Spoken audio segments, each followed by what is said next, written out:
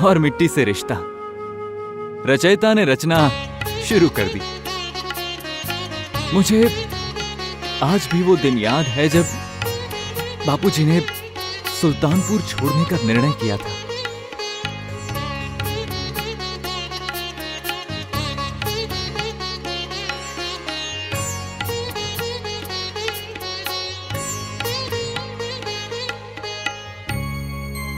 मैं क्या कह रहा हूं कि हमारा इतना बड़ा परिवार है, यहां सुल्तानपुर में गुजारा करना अब मुश्किल हो गया है। मुझे ऐसा लगता है कि हमारा यहाँ का दाना पानी खत्म हो गया है।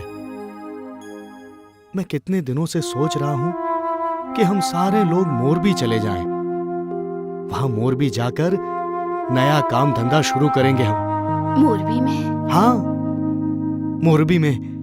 वहां मिट्टी के काम और सिरामिक का बड़ा धंधा है और बड़ी फैक्ट्री है, परशुराम फैक्ट्री। और उसके मालिक परशुराम दादा बहुत ही भले इंसान हैं। हम सबको नौकरी पर रख लेंगे और हमें एक बार नौकरी मिल गई मतलब रोटी की तो चिंता ही नहीं रहेगी और हमारा घर भी संभल जाएगा। हाँ, वो तो आप कह ही रहे थे कि माताजी आपके सपने में आई थी। वो कह रही थी और हुक्म दे रही थी कि जा भाई, अब सुल्तानपुर से तुम्हारे दाना पानी खत्म हो गए हैं, अब मोरबी चले जाओ। तो चलो मोरबी। मोरबी की मिट्टी को सर चढ़ाकर अमर सिंह भाई ने दिन रात धूप छांव देखे बिना पोटरी में मजदूरी करना शुरू कर दिया।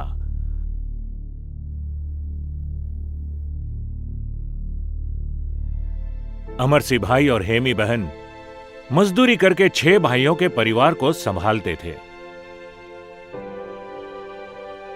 और भाइयों में भी बहुत बनती थी।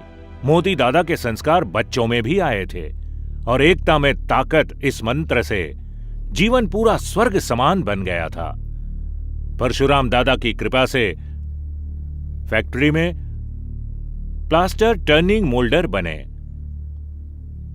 धंधे का गहरा अनुभव भी मिला, पर पगार बहुत कम थी और महंगाई रुकने का नाम नहीं ले रही थी। और दूसरी ओर जूनागढ़ जिले में चोरवाड़ में काठियावाड़ इंडस्ट्री वाले ज्यादा पगार वाली नौकरी के लिए बुलाते थे, पर चोरवाड़ में काठियावाड़ इंडस्ट्री में ज्यादा पगार वाली नौकरी लेकर इस साहसी जीव को रुकना नहीं था। अरे उसे तो मिट्टी से प्रजापति कौम का नाम आसमान पर लिखना था और उसके लिए वो किसी भी साहस के लिए तैयार थे। और आखिरकार अमर सिंह भाई ने अपने मन में चल रहे एक साहसी दाव को हकीकत में खेलना शुरू किया।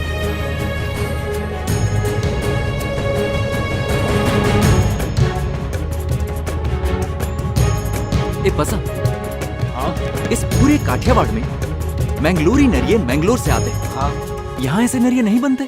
फिलहाल तो नहीं बनते, लेकिन हाँ 30 साल पहले थान में एक पारसी ने इसका धंधा किया था, पर धंधा चला नहीं। और हाँ, उसके बाद जामनगर में एक व्यापारी ने भी किया था, पर उसका भी नहीं चला। क्यों नहीं चला? अरे उसमें बात ऐसी है कि ये मैंगलोरी नरिया बनाने वाले मैंगलोर में ही हैं और पूरे देश में यही माल पहुंचाने की धंधे की मोनोपोली है। और हमारे कारीगरों को देसी नरिये बनाने आते हैं, तो ये नरिये रफ रह गए। पसा, मैं क्या कहता हूँ, हम उनके जैसे ही नरिये बनाएं तो? मुमकिन ही नहीं, क्योंकि बात दरअसल ऐसी है कि उसके लिए खास नरम और लाल मिट्टी चाहिए। वो लाल मिट्टी मिलना बहुत मुश्किल है। अमर सिंह भाई के मन में पनपते उस साहसी जीव ने उन्हें पूरी रात सोने नहीं दिया। वे गांव में, जंगल में भटकते रहे, क्योंकि हार मानने के लिए उनका मन तैयार नहीं था और लाल मिट्टी के बिना उनका सपना सच हो यह मुमकिन नहीं था। तब लाल मिट्टी उनके हाथ लगी, मैंगलोरी टाइल्स के लिए जरूरी लाल मिट्टी। पसा, अरे पसा जल्दी बाहर आओ, पसा। अरे पसा जल्दी बाहर आओ। अरे क्या हुआ? अरे तुम बाहर तो आओ। ओहो। अरे आ रहा हूँ, क्यों चिल्ला रहे हो? ना। हाँ अरे बताओ बैठ, क्या बैठ, बात है? अरे पसा, ये देख, ये देख, ये देख, ये लाल मिट्टी मुझे मिल गई। क्या? हाँ, हमारे मोरबी से वो 10 गांव दूर आंदेपुर गांव है ना, वहाँ से मिली। क्या बात कर रहे हो? लाल मिट्टी मिल गई? और रही बात क्वालिटी की, तो मैंने इसे बनाने की रीत सुनी है। देखो, इस मिट्टी को गीला करना है और घोल बनाकर इन दोनों में से कंकर और मिट्टी को अलग करना अच्छा। है। ठीक है? फिर ये घोल निक द्वारा बनाई हुई क्यारियों में जाएंगे। फिर बचा हुआ पानी सोखने के बाद 3-4 दिन तक उसे ठंडा होने देना है। बस फिर खूब मसलने के बाद चकदे बनाने हैं। अरे पर पसा, एक मुश्किल होगी। क्या? हमें डाई बनानी होगी। हाँ? पर तुम्हें पता है, एक बार डाई बन गई ना तो फिर क्या, प्रेस करके आकार देना है और भट्टी में डाल देना है। वाह! पर एक बात कहूं, किसी को तो ये प्रयोग करना ही पड़ेगा। अरे पसा, 80% काम हमें अपने हाथों से करना होगा। हमें कोई महंगी मशीनरी मंगवाने की जरूरत नहीं। बस हमें डाई प्रेस और लकड़े के चकदे सही माप से मिस्त्री के पास बनवाने होंगे। पर मैं क्या कह रहा हूं, इतना बड़ा काम होगा क्या? अरे चाह होना तो कहीं भी जा सकता है पसा। वैसे भी ये प्रजापति का हाथ है। दुनिया बनाने वाले ने खुद बनाए हैं ये हाथ, और ऊपर से कारीगरी भी दी है। बराबर ना? सच कह रहे हो भाई, सच कह रहे हो। और भगवान ने अपने सारे काम कारीगरों को ही सौंपे हैं, तो भगवान के दिए काम तो करने पड़ेंगे ना। हाँ बिल्कुल। तो बस इसी क्षण और इसी पल मैंने फैसला कर लिया है। अब मैं चोरवाड़ में नौकरी नहीं करूंगा। मुझे मेरा मोरबी बुला रहा है। जो मिलनी नामुमकिन थी वो लाल मिट्टी मिल गई। पसा जैसे दोस्त का साथ मिला, जैसे प्रजापति की वरुणिमा प्रसन्न ना हुई हो।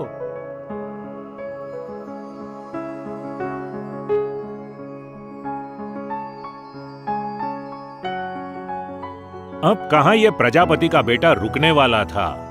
हवा बात लेकर पहुंचे उससे पहले पहुंच गया ये मोरबी का लाल मोरबी।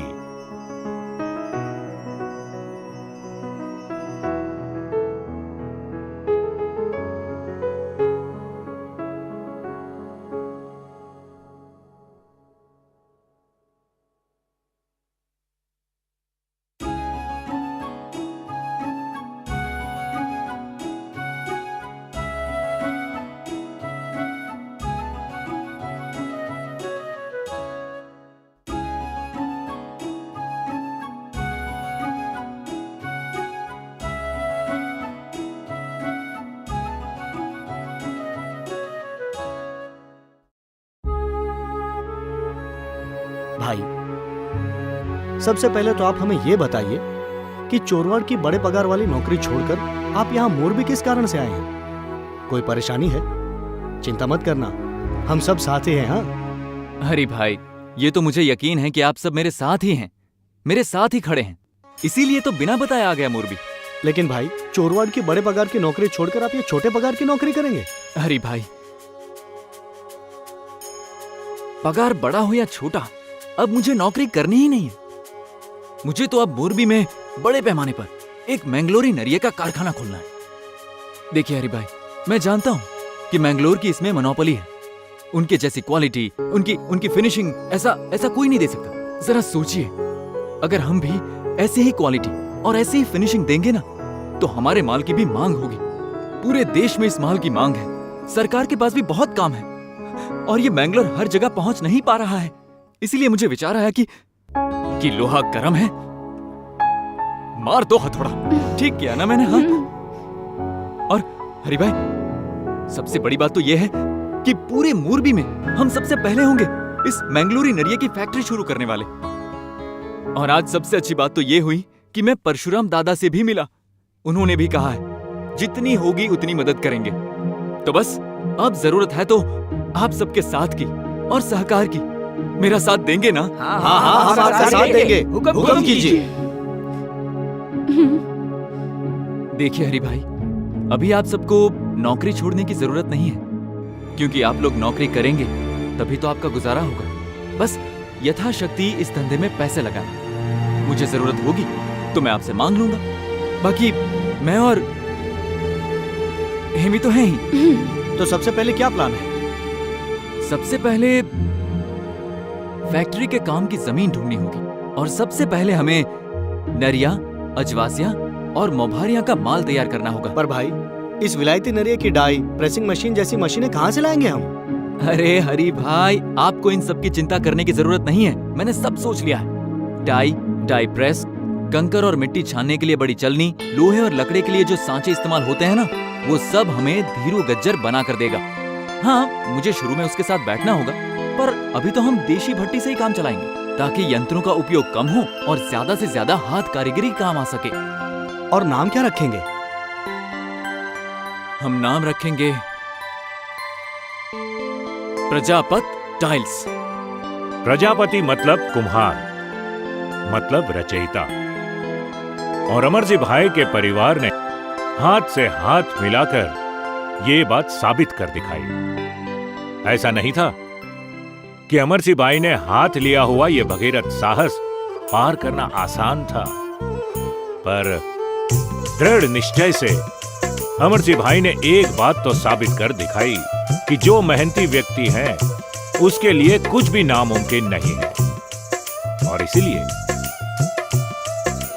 इसीलिए ये मैंगलोरी नरिया बनाने का काम शुरू तो हो गया, लेकिन वो काम बीच रास्ते पर आकर रुक गया,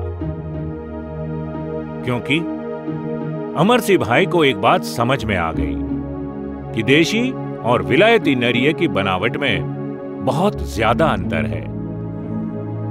मिट्टी खोदने का संचा, नरिया की डाई प्रेस, मोभारिया और उजवासिया की डाई और मिट्टी से कंकर छानने की बड़ी छलनी।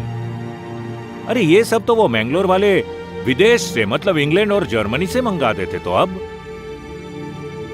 पर इतनी छोटी सी बात पर हार मानने वाले वो अमरसिंह भाई कहां।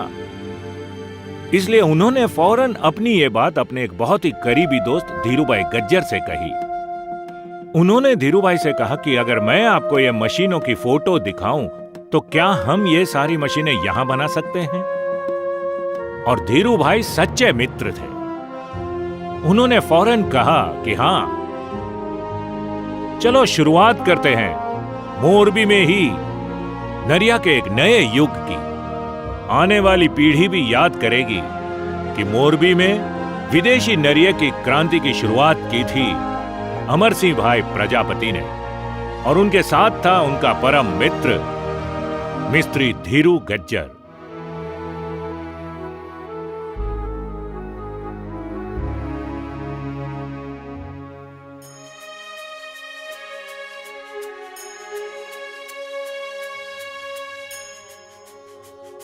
पहला वर्ष 1951 में कंपनी का उत्पादन बहुत अच्छा हुआ, क्वालिटी रिपोर्ट भी सुपर्ब आया। पर फिर कुछ ही महीनों बाद मंदी की वजह से माल पड़ा रहने लगा और कंपनी के सुपरवाइजर जयंती भाई ने अमरसिंह भाई को सलाह दी कि कुछ वक्त के लिए हम काम रुका दें। तो तब अमरसिंह भाई ने फौरन कहा कि अगर हम ऐसा करेंगे तो हमारे रोज के कारीगरों का क्या, उन बिचारों का क्या होगा, उनकी रोजी रोटी का क्या होगा? अरे हमारा गुजारा तो हो जाएगा, पर उन बिचारों का क्या? हमें हमारे कारीगरों का ध्यान रखना ही चाहिए। और अमरसिंह भाई की यह बात सुनकर उनके गुरु परशुराम दादा को बहुत ही गर्व महसूस हुआ और उन्होंने अमरसिंह भाई को आशीर्वाद दिए कि अमरसिंह, तुम इतना कमाओगे, तुम उस जगह पहुंचोगे कि एक कारीगर सोचेगा कि मेरी फैक्ट्री में काम करने वाला एक मिट्टी का निर्माता आज कहां पहुंच चुका है भाई। अरे जिनके निश्चय दृढ़ होते हैं उनके हौसले दुनिया बिखरने पर भी नहीं टूटते। जाओ आगे बढ़ो, गुजरात में नरिया के नए युग की शुरुआत तुमसे हुई है, ऐसा कहा जाएगा अमरसिंह। अमरसिंह, गुजरात में नरिया के क्रांति के तुम भीष्म पिता कहलाओगे।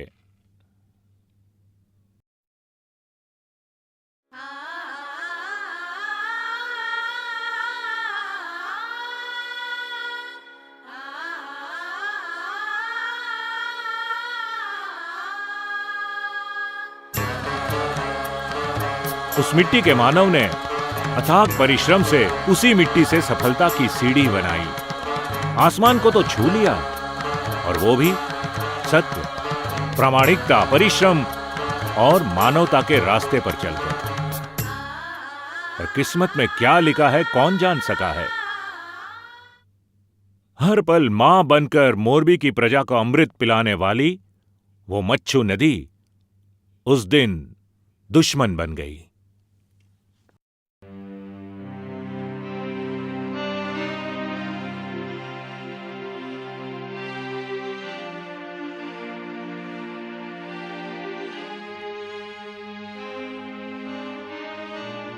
उन्नीस स्वप्न दृष्टा के राजवी भागजी ठाकुर की वो कलाकृत नगरी मोरबी कुदरत के प्रकोप में तहस नहस हो गई। कितने ही मनुष्य पशु पंखी जिंदा ही पानी के बहाव में बह गए। नरिया घड़िया और तरिया की नगरी मतलब नरिया घड़ियाल और टाइल्स की वो नगरी कुदरत के प्रकोप में खत्म हो गई। अमर सिंह भाई प्रजापति उनकी 20 साल की कठोर मेहनत पर मच्छू बह गए।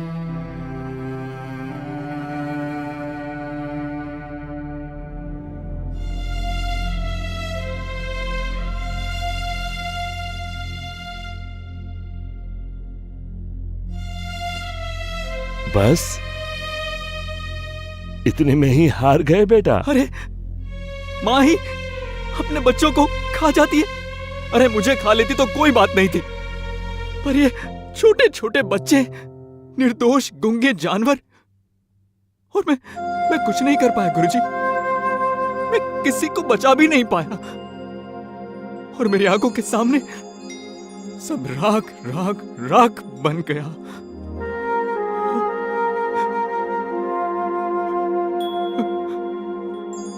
तो तुम फिनिक्स पक्षी बन जाओ।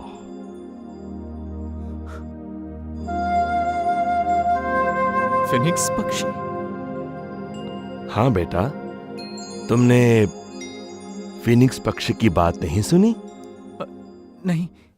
फिनिक्स वो पक्षी जो जलकर राख बन जाता है, पर फिर से उसी राख में से वो खड़ा हो जाता है। हमारी भी उसी पक्षी की तरह राख से खड़े होने की बारी आ चुकी है बेटा। अरे बेटा, मुसीबतें तो आती हैं और चली जाती हैं बेटा, और तुम तो घर के बड़े हो, छत्र हो। देखो बेटा, अगर तुम ही बिखर जाओगे, टूट जाओगे, तो तुम्हारे परिवार को, प्रजापत टाइल्स के परिवार को और पूरी मोरबी के लोगों को कौन संभालेगा बेटा?